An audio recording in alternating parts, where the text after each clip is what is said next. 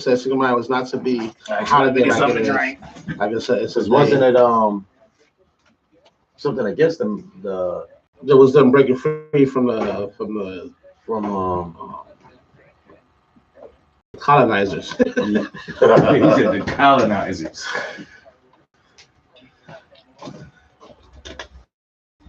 I want to play this motherfucking audio for y'all, but I'm gonna wait because this audio is some real shit. Ready. But this shit tap into some shit that we always talking about. So it's like, baby, is it?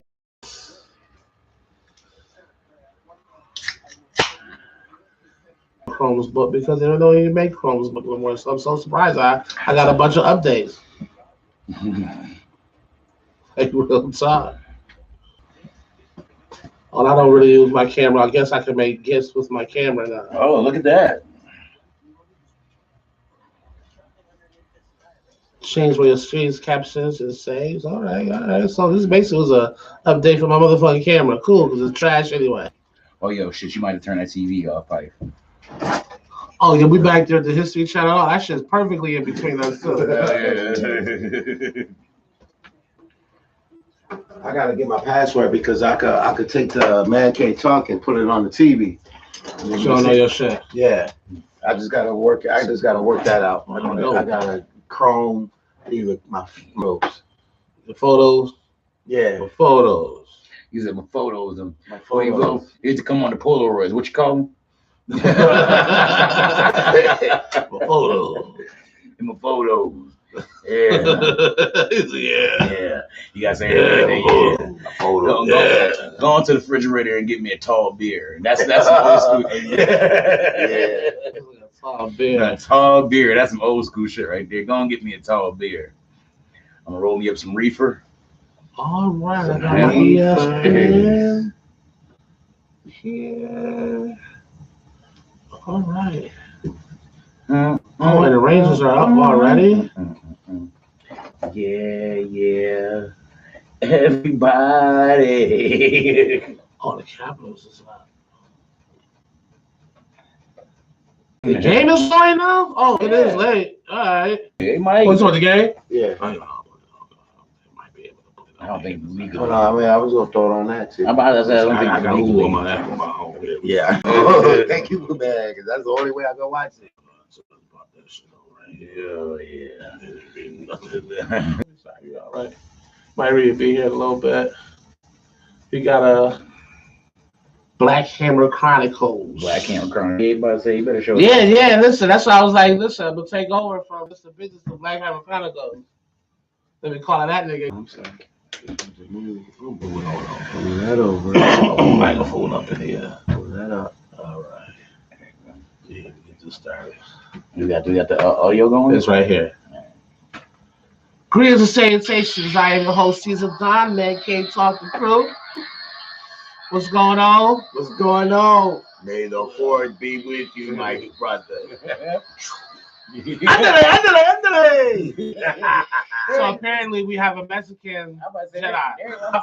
There ain't no Mexicans on I've never seen no Mexicans. There is Mexicans on I Tatooine. ain't seen no Mexicans in Star Wars, period. I'm about to say the Mandalorian. There's only 3 black people in the whole Star Wars That's what I'm saying.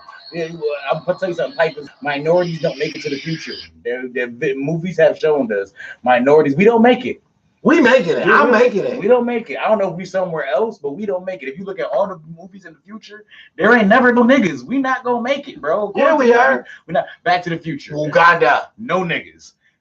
Fucking Star Wars. You got 2 niggas in the whole fucking universe. You got 3, actually. Oh yeah, 3. You got the new black dude. You got Finn. You got fucking Samuel Jackson, and you got fucking Billy D. Williams. That's it. And the only 3 niggas that make it to the future. And the only 3 niggas that make it to the future. That nigga, he's an Italian. Right. That was. He's Italian because of the hair. Well, the first thing I like to say is, I want to thank you. I want to thank all my Facebook friends, family for wishing me a happy birthday. Friends I hired to come by and those who wished me a happy birthday that I used to work with 20 years ago sent me shout outs. That's what's up. So that kind of made me really reflect on how I appear to other people. You know, Okay. For people to send me birthday shout outs 20 years ago, and I ain't worked with them in 20 years, that kind of meant a lot to me. Because they know you as Pipers, they don't know you as if you nasty. Well, no. If you're nasty, get any birthday shout outs. Right. So that's the question. The show. Is if you're nasty, guy, shout outs. He did that night. Oh, I got that night, huh? that night. That night I got a special birthday present. My lady gave me some shout outs. She like to pull out the wax and she get up on top of here with the head. So, as that dude said, May is the best month because it was my birthday. May the 4th be with you. Yeah, I can't wait. And Cinco de Mayo. Yeah. That's the best Shout month. out to my dad. You know what I'm saying? If y'all don't pay attention to the podcast that often, James Earl Jones is my dad. And I want to give props out to my dad. People who's gonna watch him around until either Coming to America come on or Star Wars come on. Right. So shout out to my dad for doing his thing and staying strong. Best voice in Hollywood. Shout outs to Burusu, Peanut, Aisha, aka Jelly Belly, and Kamani for all having birthdays in the next 6 days. The way, and everybody else, I might have missed them. And this week coming up, because everybody I know the birthdays between the 1st and the 10th. So whoever I missed, happy birthday. Okay. Well, I'm gonna send a shout out to my twin brother, Dwayne The Rock Johnson. You know, just because James Earl Jones is my dad, don't mean hey. That's like that because I got the birthdays on the same day. That's like me saying, okay, shout out to my twin brother Denzel Washington because of both our birthdays in December 28th. Yeah, see. Well, if you turn your head that way, you kind of do look like Denzel. I'm about to set his ass on fire. You kind of look like Denzel. I looked over here too. Remember your boy? I got carpal tunnel. Oh yeah, carpal tunnel. Like with the doctors, they gave you that. Went to the doctors and they hit me out for the little brace. They gave me a shot and the wrist. They said, "Oh, you do got carpal tunnel." Yeah, like you do. Hey, look, Reese. Hey, the podcast could use a motherfucker on-hand doctor. Look like your diagnosis is right. Shout out to my man Reese. Yeah. He went up and he said, "Oh, you got in the early stages of the carpal tunnel." I was like, "That damn Reese." The early stages, and my man Reese, we talked about my motherfucking finger locking up every motherfucking morning. I got the trigger finger. This motherfucker really do lock like a motherfucker. So really, I gotta go down for 3 motherfucking weeks. Right. I need to get to work and get that money. A lot of this is shit. Yeah, shit, no, that's it. Well, it's a lot of this. If it's my finger being stuck like this, and a lot of this. Yeah. Okay. Well, shit, and a lot of this too. Don't forget that you fucking work 50 hours a week, nigga. Cooking, that shit matters, bro. You know what I'm saying? I should have already touched that shit. That shit's not fucking funny. I had a conversation with a lady the other day, and I always said that females will stop in the middle of fucking for some of the slightest shit. You know what I'm saying? The wind blow the wrong way. You know what I'm saying? They stub a toe or something. Dudes, niggas, we could get shot. We can pull a muscle. We finishing fucking. It's like when 2 dogs start to fuck. We are not finishing fucking. Well, I would have to say for me, the old me, the young me, would have been fucking with one leg. Fuck it, let's go. Just dated 50. Look. I'm sitting there holding that shit. I'm like, I'm good. I'm good. I'm good. Then afterwards, after that nut get off, then about halfway through, I pull this right here. Yeah, listen, I ain't fucking with you. I'm pulling the muscle. I'm getting up. God damn. You getting up, Pipe? You pulling the muscle in the middle of the sex? You getting up? No. Yeah, Pipe ain't getting up. Pipe was 128 years old. Oh shit, you did. Well, I don't know about the honey. I guess when you got the honey, you don't get no branch. So you gotta ask Black Hammer. He's a specialist. Where is Black Hammer when you? Yeah, I mean, he should be here a little bit. All right, well, let's get to wine coolers. Where you at? Right. So if you know the gang, you know we talk about sports and all that shit right off the bat. So we get out the way before we start to entertain everybody else that don't watch us for sports. So let's get right into it. I have the muscle because now, let me just say, a couple of these questions I last week. Okay. As you can see on my paper, I scratched out the ones that are quote unquote too old. We moved on. All right. So first question from last week. Did the Celtics make KD and Kyrie quit? Did the Celtics make KD and... Yeah, they went up on it. I believe so. I believe so. I just think they doesn't have a good supporting cast, to be honest with you. They literally got to do all that work by themselves, and I don't think they can do it by themselves. Right. To be honest with you, they need, like, I feel bad kind of that Harden left, but they need one more scorer. See, my thing. I think it's different. It was okay that Hart left because for me, it was a good team chemistry to begin with. And if you look at Hart in Philly right now, you can see what I mean by that. Yeah. I don't know if it's mentally, it's definitely or physically. mental. He just ain't got it no more. It's not to me. I don't think he washed up.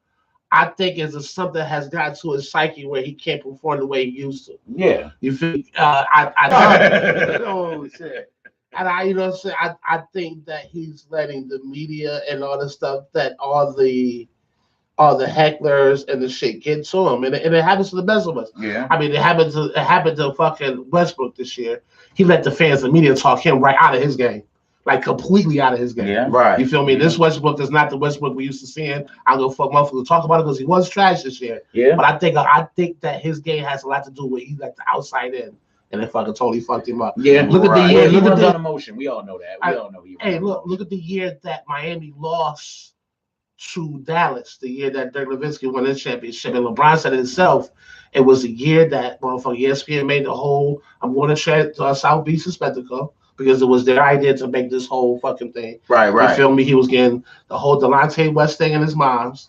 They framing him about his hairline. If you think about that year, he even played with like, I don't know if it was like hair plugs or like a hairpiece or whatever that year. You know what I mean? And he even said himself, once he was able to let go and say, fuck the outside world, because let's be honest, when you portrayed as his king from the time you started playing basketball, you probably didn't even know scrutiny or the negative input until that particular year. Yeah. You feel me? You're revered as this guy on his pedestal this whole time, and now the first time in your career, you feel that pressure of not being liked. Yeah. Sometimes that can fuck with a motherfucker. Yeah. You know what I mean? And LeBron said it fucked with his psyche, but once he let that go, what happened? He took the fuck off. He took the fuck that off. following year, when he let that shit go, Miami crushed the league. Right. You know what I mean? They only motherfuckers stuff on the road with San Antonio. They wind up beating them. But see, the difference between a nigga like LeBron or Westbrook or something like that is Harden asked for this shit. Harden was a sixth man. Harden said, yo, I'm sick and tired of being on the bench. I'm sick and tired of being behind Durant and Westbrook. I want my own team, hence why he went to Houston so he could run shit over you. But he asked for this. He could have sat there on the fucking bench and been the greatest sixth man of all fucking time. Right. Of all time. Better than Crawford, better than all these niggas. But if he would have stayed, though, it was a money thing. Yeah, it was they a money really thing, couldn't pay higher, but if he would have took it, I mean, well, you're not getting paid if you're not the man. So right, like, well, he was averaging that 30 points off the bench. That's why he used to say, take this $250 million. You can work with it. But I still think too, another thing could be the style of play that these other coaches have that quote unquote D'Antoni don't have. Yeah. Because if you look at his career has thrived in Houston because of the way the style of D'Antoni plays. Yeah. Now D'Antoni's all about offense and damn sure ain't about defense. Yeah. You feel me? And it's perimeter ball. That's what he specializes in, and Right. that's where fucking Harden thrives at. Not saying he can't drive the lane and dish and do all that shit, but he thrives on the perimeter. He thrives on the 3-point land. You know what I'm saying? Give him space and let him fucking do his little magic, and he's either gonna step back or take that shit to the hole. Right. So we'll keep it going with the Nets. Was the Nets collapse part of coaching? Yes. Yeah. I said that shit through since the fucking beginning of that series. I love fucking Steve Nash as a player. I do. And I think he's probably a good coach, but he's not the kind of caliber coach that they need a Thibodeau. They need a Mark Jackson. You know what I'm saying? A Mark Jackson. They need somebody to that caliber. Steve Nash ain't that. Steve Nash, I'm sorry to say Steve Nash ain't that. I know he probably put asses in the seats because of his name. But man, that's the weed is bueno and shit. That's a variety pack. I can't even say it's 3 different flavors. I can't even tell you. What's the joint from? That's a Jeffrey. Mexican shotgun. That's a Jeffrey right here. Jeffrey. That's a Jeffrey right here. That's a Jeffrey. Yeah, I can't even tell you what's in it. Yeah, I just know it's 3 different flavors. But I look at it. I don't even like. I agree with you that some teams, the Thibodeau or maybe even a Spoelstra, for Brooklyn, I just think they needed a coach that had just a little bit more coaching experience. Yeah, a little bit. Like, you know what I'm saying? Like, everybody want to talk about how Steve Kerr didn't really have any coach experience, but he was in the head office. Yeah, he was a GM. Yeah. You know what I'm saying? Before he actually became the head coach. So he actually had some kind of basketball experience. I feel like any kind of coach, not just basketball, but football too, any kind of sports, I think you should start out collegiate first. Maybe even high school. I wouldn't give a fuck. If Steve Nash coached high school for 3 years, I still think he would have been a better coach from Brooklyn as if this was his first coaching job. I wouldn't even say back that far. Honestly, just the bottom of the barrel of the NBA ranks, like Spoelstra. Like, you know what I'm saying? Spoelstra was a take dude. Right, yeah. Spoelstra, was assistant coach. He was take dudes. Like, he paid his dues to be the coach. Like, there's a lot of coaches out there. PJ Carlissimo, he didn't start out as a head coach. He started out as assistant coach. But you know who fucked this shit up? Jason Kidd. Jason Kidd fucked this shit up for everybody. As soon as Jason Kidd retired, they made his ass a coach the next year. Wow. Yeah. Right. And you know what? And I would say the difference between Jason Kidd and Steve Nash is that Jason Kidd basically coached on the court. And the organizations and coaches knew that. They knew that he would be able to get people to go his way because of how much of a floor general he was on the court. Yeah. Now, I'm not taking up with Steve Nash, but if you've seen Steve Nash's game, he wasn't a floor general. No. Like he balled. He was a great fucking player. I ain't taking nothing from him, but there's a difference between a point guard and a floor general. You feel me? He was a point guard with excellent court vision. That's a fact. With excellent court vision. He was not a general. He was not the type of player that got his team together and said, look, this is what we need to do. Yeah. And if you know Jason Kidd's career, that's all he did. So I can understand why teams are like, you know what? Let's go ahead and put you as I think if for the Steve Nash thing, it was a name. You feel me? You're in Brooklyn, you got the Stars, Steve Nash. You know what I'm saying? I think. Do y'all think that Tyronn Lue was a good coach? I can't say neither here or there, but he's mediocre. But still in all, he had coaching experience before he got his head coaching job. Yeah, it was up on the. What about Rivers? Shit on like what's the name? Shaw from fucking LA. They been shit on fucking you know who they should have? Sam I am like fuck. How long does that to be a assistant coach? Yeah, like damn. Yeah, that's what I'm saying. So they let certain niggas be coaches like that, but certain niggas who literally put in that grind. Fucking Sam Cassell is a prime example. I think he's been an assistant coach for at least damn near a decade now. Right, that's you know what I'm saying? Right. Like put him in the front office or something, he'd be like a coach or something. Or let the nigga go so he can head coach somewhere else. Right. You know what I'm saying? Right. Actually, I think from that college experience. From that college, because he has coaching experience. And he's been with Michigan for a couple of years. It's like this. It's just like this. Motherfuckers know how to drive a car. And even though somebody for the first time behind the wheel might know how to drive a car, but he might not know the ins and outs of somebody that's been driving a car for years. Yeah, right. That person that just started that Joe started driving a car by getting an accident more frequently than somebody that's been behind the wheel. That knows to watch everybody else around them, that know the ins and outs about driving than the person that just got behind the wheel. You know what I'm saying? And that's how I look at Steve Nash. This was his first time behind the wheel. Now, I mean, this is his learner's permit. He didn't quite have a driver's license. Those stars, the caliber of fucking Durant, and you ain't got no fucking pish posh ass fucking team. No, you don't have like a Knicks team. If you have like a team like the Knicks, I can see Steve Nash. They go there and do something. You know what I'm saying? Right. But you got Durant is a 2-time fucking champion, and so is fucking Kyrie. Right. You know what I'm saying? They both 2-time fucking NBA champions. They did all this shit. MVPs and fucking awards. Individual A's. So yeah, definitely. Honestly, like for instance, I know Kyrie might get in and out of it, but Durant is a stone cold killer. If you got Durant and somebody the caliber of fucking Kyrie, there's no way you should not be in the playoffs right now. Right. No way. No way. All right, let's keep it going. I was reading this thing about it was game Toronto series. Okay. And Embiid was saying something about how Hart needs to just relax and come into his own game and be the player that we expect him to be. But I felt like as a star, maybe you should kind of help him guide into that. So my question to y'all is, do you think it's Embiid's job to make Hard to feel more comfortable on the squad? I believe so. Yes. I don't believe so, and I'm gonna tell you why. No, because I don't believe that Embiid has the mental focus to be the mental leader of that team.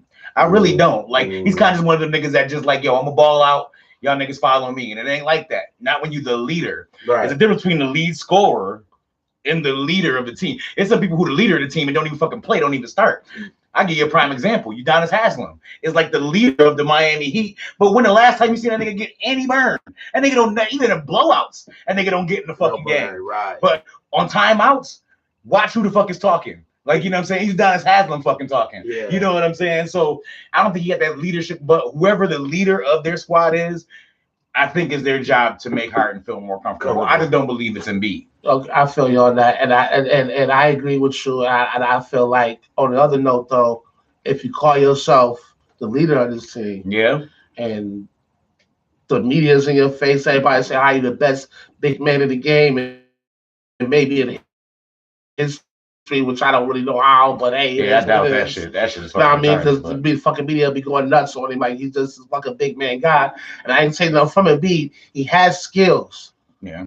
And I'm not biased on generational things. Yeah. You feel me? Because there are some stars in this day that would definitely cook some stars back in my day. And I ain't just talking about physicality. You feel me? Yeah. Yeah, like John Moran is one of them. I think he give a lot of people in the 80s and 90s some business. Yeah, absolutely. You know absolutely. You know what I'm saying? And I feel like, for example, I look at Kobe when Shaq left. That was his squad, and he didn't understand how to be a true leader and help people lead actually until after he got whooped by Boston. Because if it's a show called Kobe's Muse, have any of y'all seen that yet? I think a commercial for it. Yeah, that really speaks about what I'm saying, because he was saying for himself that he had to incorporate his mama mentality and his grit and his grind into his players. Right. Only a leader can do that. And he realized he had to be a leader once he got smacked up by Boston. Yeah. You feel me? He thinks to himself like, yo, I got that mentality, but as a leader, I had to be able to bring that out into the other motherfuckers. And you're right. I don't think Embiid is that kind of player to do so. But if you're going to call yourself a leader, you got to pull that motherfucker like, come in. Yeah. You feel me?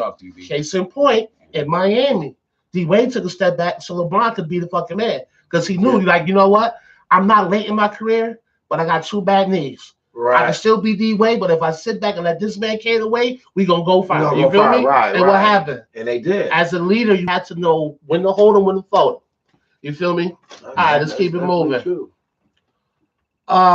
Should Doc Rivers be fired if he loses series? Doc Rivers should be fired if he loses series. Let me just say this. It's a couple of things on Doc Rivers thing that has me like 50-50 on it. Right. Like, for example, he is a coach that's known to build 2-3 leagues or 3-1 leagues. Yeah. 2 of them. Yeah. A lot of people is on him about being up 25 points and letting Embiid stay in the game.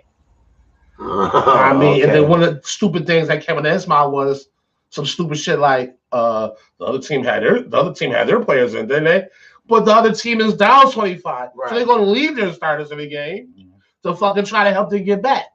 You feel me? You, on the other hand, should have pulled your starters out and sat them the fuck down. Now, I will say this in his defense.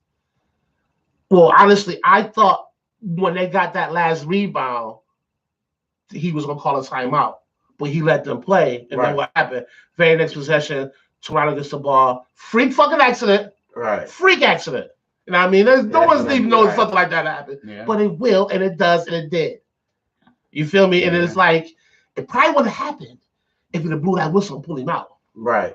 You know what I'm saying? Yeah. So it's like, you're still a great Doc Rivers, though, but I like Doc Rivers. Your track record in the playoffs is not getting any better. Yeah. No. You feel me? You almost got the Marvin Lewis syndrome, but you just win a little bit more. Yeah. You know what I'm saying? And I'm the first person to tell you, I don't give a fuck about names, and y'all know one thing about me, I don't give a fuck about race. You feel me? Right. I'm not going to be on your team because you black, white, Hispanic, or nothing. Yeah. You feel me? And it is what it is about that. So I think he has to start winning more playoff games and start looking at I think they should keep him. I mean, I don't know how many more seasons, maybe 1 more or 2 more seasons. This is the second season there, right? It's the second season. So with that, you know what I'm saying, you got that big mid-season trade. I mean, you know what I'm saying, they got Harden, but they lost a lot of quality people. I still think Curry was one of the biggest names to move in that trade that he lost. You know what I'm saying? So, I think the missing of Dinwiddie is a more thing for Brooklyn. Yeah, they losing Steph. So what's especially the way Dinwiddie's opening up in the playoffs right now. I mean, he had a bad game yesterday, but that's not going to be every game, right? You know what I mean? But I will say this, just to change the subject just for a split second, if Dallas don't find a way for everybody to be consistent, they gonna lose that series in 5. I say 5. Who? Dallas. They playing Phoenix. Oh yeah. Phoenix ain't gonna fuck around with them. The only thing about Phoenix is they always have 1 or 2 games where they're not consistent. Right. Those are the games that has got to win to stay in it. Mm-hmm. You feel me? But they, on the other hand, have to be consistent every fucking night to be Phoenix. Yeah. And as you seen the other night, if they don't, they're gonna be in trouble. All right, we'll keep it with basketball. Let's keep it moving. Y'all know Donovan Mitchell contract is up. Yeah. But we'll be up. Yeah. Donovan Mitchell. Should he went out of Utah or should he stay? I think he should stay. I think they got a real good nucleus. I think they fit in perfect. I love Gobert there. You know what I'm saying? A lot of people don't try to come into the lane and shit with Gobert's in the game. You know what I'm saying? Bogdanovich. They got a real good nucleus there. Like, not saying that it's the end all to be all, but I really don't see him being able to go somewhere else where they can also afford him. That's going to be as good as the Utah Jazz. The only thing about the league right now, when it comes to basketball, is you only got about 6 little teams, 3 on each side. You know, like real talk. You feel me? That battle that was for to make the 8th seed. Those teams that was battling to come up was those scrubs. Yeah. It's just that on each division, that top 7 is just tough. Right. You know what I'm saying? But like what Lamar said, with that being said, all those motherfuckers getting paid and want to get paid. And Donovan Mitchell is definitely in a deserving manner should get a big contract whether he stays or goes. So it's like if he don't stay, where you think he will look good at? Donovan Mitchell, he could go to New York. My only problem with that is James Dolan. Keep it going. Okay. Okay. Like I don't want him to go. Maybe Mitchell will go to New Jersey. Brooklyn. But damn. You get rid of Kyrie and put Mitchell with Durant. That's something totally different. Right. Something totally different. Because let's just be honest. Kyrie hasn't really played with Durant in fucking Brooklyn since he's been there. Yeah. You get a consistent nucleus with Durant, and now you got, like you say, you got the acquisition of Seth, and maybe a possibility Ben Simmons actually come back next year and ball out, and Mitchell will be there. Yeah. Now we're talking something different. Yeah, it's something totally different. A bugged out thing about it is I can almost see him in Memphis.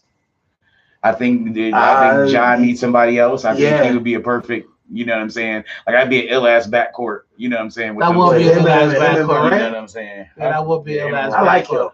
I like him. I like Morant. I like Morant. For some reason, I really like his ball head. His skill. Yeah. This gonna sound crazy, but I can see Mitchell in Minnesota. And that's another one I was gonna say is Minnesota. With him, because Towns ain't it. I like Towns. I like Towns. Towns have grown on me though, because I was like, you come to college. I'm like, what's the big deal? Right. But one thing I can say is he does not have the Kyle Lowry syndrome. His game has gotten better through the years. Yes. You know what his problem is? His hang up to me always is going to be until he changes it. Shot selection. His shot selection is horrible. I can give you that. You know what I'm saying? He shoots threes in transition. You fucking 7 feet tall. Right. Like, you know what I'm saying? I'm not saying it because I know it's a new NBA. I'm not saying as a big man don't shoot threes, but shoot smart threes. Shoot Joker threes. You know what I'm saying? Joker takes smart threes. He'll take 3 or 4 a game, but they're all real intelligent take 3-pointers. He might even miss all 4 of them, but you're not mad because of the shot selection. You know what I'm saying? That was the one thing I think Anthony Edwards balled out. He really impressed me for that series, but that's what was slacking to me was that Big Cat is supposed to be the big cat. Yeah. You know what I'm saying? And he wasn't. He had little spurts. Right. He little meows, scratch at you a little bit, but he ain't let the tiger out the motherfucking cage. I need a big ass cat. Right. Not a big like house cat. Like a fucking like a tiger or a leopard or a lion or some shit. Right. That's what I do. That's funny as hell. Yeah, keep it moving. It's crazy that I got 2 or 3 questions that we just answered. We're talking about fucking Doc Rivers, which is crazy. Yeah. I like Doc Rivers, man. Here's a question that we kind of know the answer to right now, but I'm answering because we kind of didn't crush this paper right now. Can Boston win tonight without Marcus Smart? I guess the answer would be yeah. And if it before the game, I would have said no. I think he's like one of the anchors of a fucking right. But I really believe like that's like having Tatum out to them. Like, you know what I'm saying? Right. That, you know what I'm saying? Smart be locking motherfuckers down. He always checking whoever the best scorer is. Right. But you know what I'm saying is right now, if we're looking at the stats, Greek Freak's having a rough game, so I think that's probably a lot of. That's the thing about the Bucks. I mean, I said it since they fucking won the championship. He's the battery. He's the shit that may go. If you stop him, you stop the whole fucking team. But but that's not necessarily true. But why that's true? But why your statement is right now is Middleton is hurt. Yeah, because I've seen out of Super have a bad game and Middleton come right in and step in and pick up the pieces. But I don't believe Middleton can hold it consistently. Like I don't think Middleton by himself can beat any team in a four. No, absolutely not. But the only good thing is he don't have to in Milwaukee because they do got people that like I like that Grayson dude. Like Grayson that came out the motherfuckers and shoot motherfuckers eyeballs completely out. And he's aggressive. He's aggressive. He play hard defense. He gonna fight. Yeah, they have the good thing about Greek Freak is he has a good supporting cast. He does. You feel me? But they do that shit on purpose. That's credit to their GM. Oh no, absolutely, because they knew that he was a growing process, and they knew that if they get consistent players around him, he could be better. Because let's be honest, Drew Holiday, the squad, they are consistent shooters. Over 40% from the 3-point line. You know what I'm saying? Actually 75 to 85% from the floor completely. So it's like, you know what I'm saying? That's we were gonna do something there. Yeah, I don't think Middleton would be half the player he was today if it wasn't for absolutely. Freak, you know what I mean? Absolutely. So, with that being said, but I believe that they lose a real big part when that nigga's on the bench, when that nigga's out. Yeah, man. Yeah, and because it's so many buckets he get just from being athletic. Right, like that's what I'm saying. And driving to the rack. When you one motherfucker, you can drive all 4 or 5 people to the rack to try to stop you. Somebody in the perimeter had to be accurate with their jump shot. Right, that's what I'm saying. You know I seen the nigga. You seen the joke where he threw the shit off the backboard to himself? Oh yeah, I've seen that. That's pure athleticism. You ain't gotta be sweet to do that. That's pure athleticism. That's it. And he long as fuck. Whenever time you that tall, your I was thinking the question scrape on the ground. Could he be the next LeBron James? Well, I would say. You always say Michael, Kobe, LeBron. Could he be that next?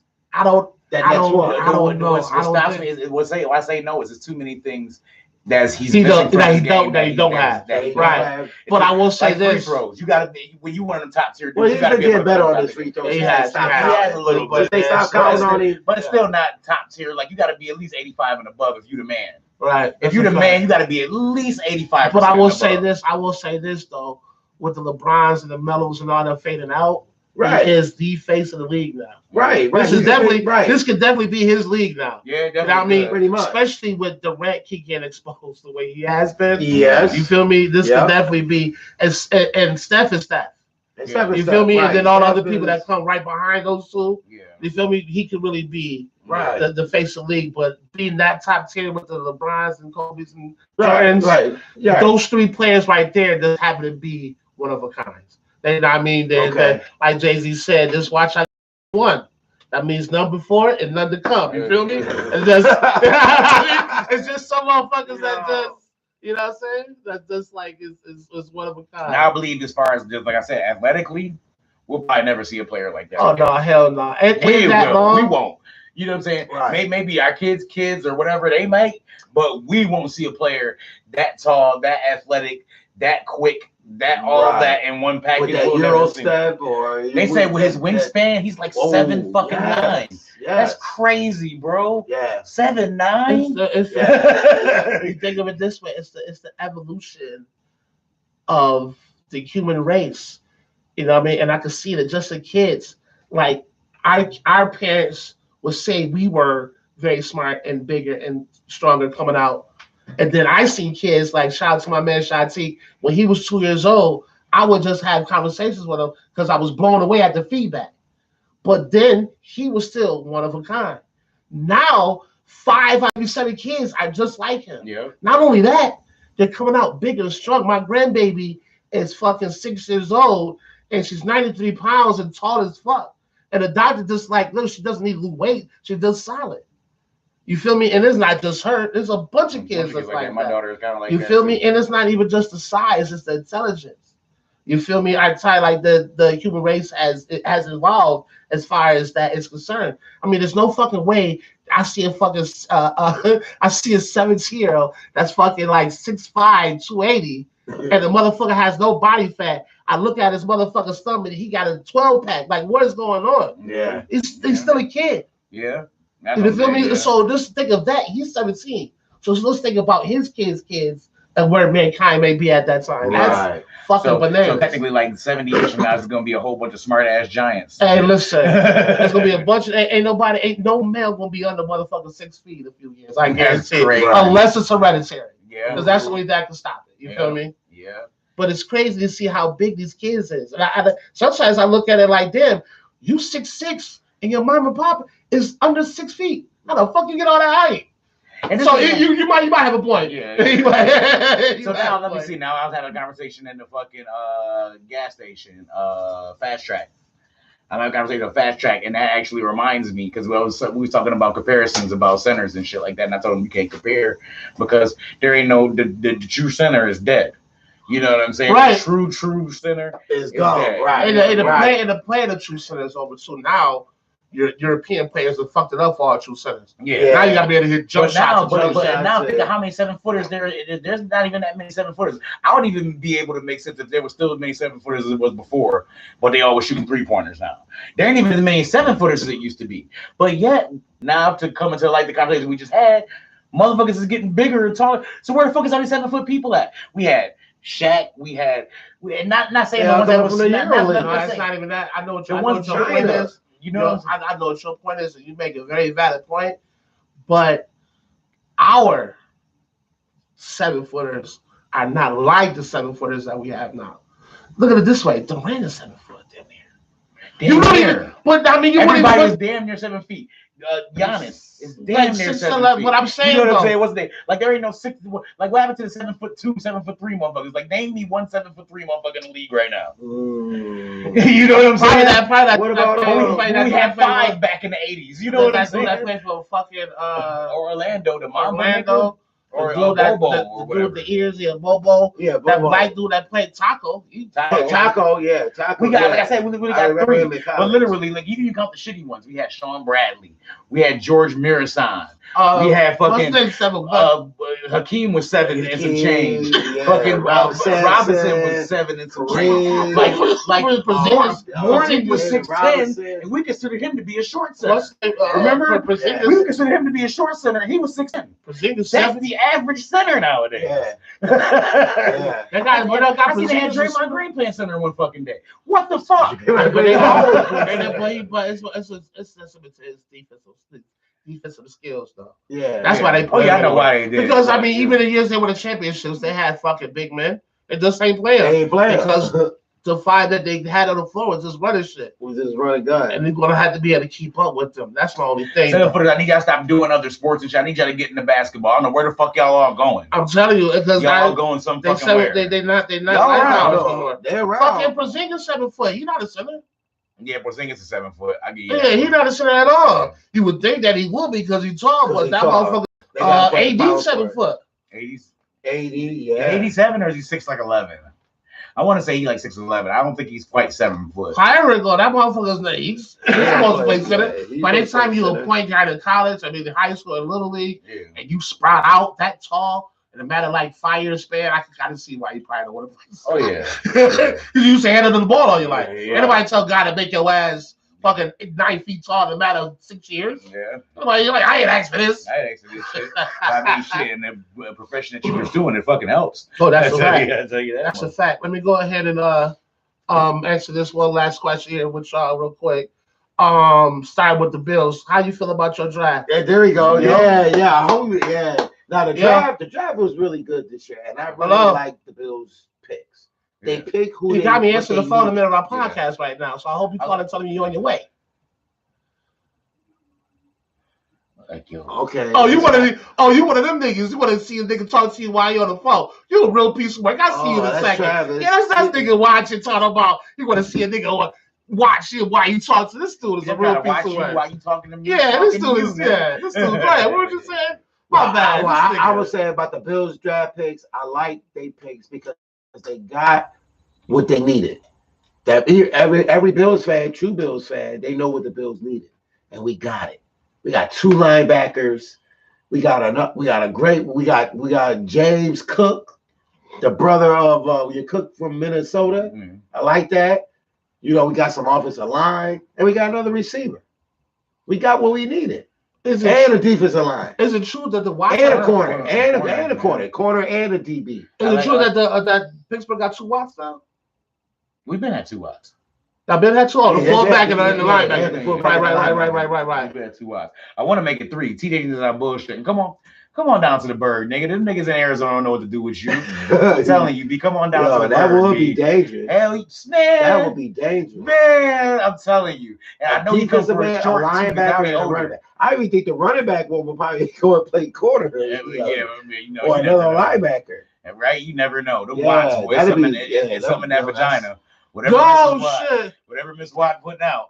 I remember that one. I don't know if it was Madden or the college basketball where you used to create certain player. Right. They would they'll have your set appearance. Yeah, like your dad is a doctor, your mom would play volleyball. Right. Shit like that. Yeah, the crazy part though about that is that's usually how that shit works. Yeah, that's usually how that shit works. Yeah, either that or because, like, for instance, you get a nigga like LeBron. Like, nobody knows what LeBron daddy did. Listen, the Bills had the #1, the best draft. Right, that's what I was missing. Like, what grade did they get the Bills at? The Bills #1. Wow. They got the best. They said their first round pick was the Kyer Elm. Yeah. I don't know. I didn't know much about him. We needed a corner. He like he can hit for a corner. He can bang. I like corners that can hit. Yeah, he can hit. They said second round pick James Cook, brother of Stud Devin. Yeah. We needed a running back. We needed a running back because Singletary ain't doing it for me. And then our next pick was y'all got Jamison Crowder. On a trade? Yeah, we got the signing. Oh wow. Wow. Wait a minute, Crowder from the Jets. Yeah, that was he was already traded. He was traded. We got go down to the bird. We got Shaq Lawson. Shaq Lawson is back. As a Bill. Well, he talked about Pittsburgh. That's not how you feel about. He talked about the Bills. That's not how you feel about Pittsburgh. Well, I've had this conversation, because I don't know why it's such a highly rooted maybe because we picked the only quarterback in the fucking first round. I don't know why we can talk, but I have to say, from Pittsburgh's fan point of view, I was kind of disappointed we didn't pick Malik Willis with him still being available with the 20th pick. Right. I know that it's college, he could either be Lamar Jackson or he could be Robert Griffin. You know what I'm saying? He could be one of the two. What just happened? I like Robert Griffin. That shit just cut off. For no reason. Shit. And it says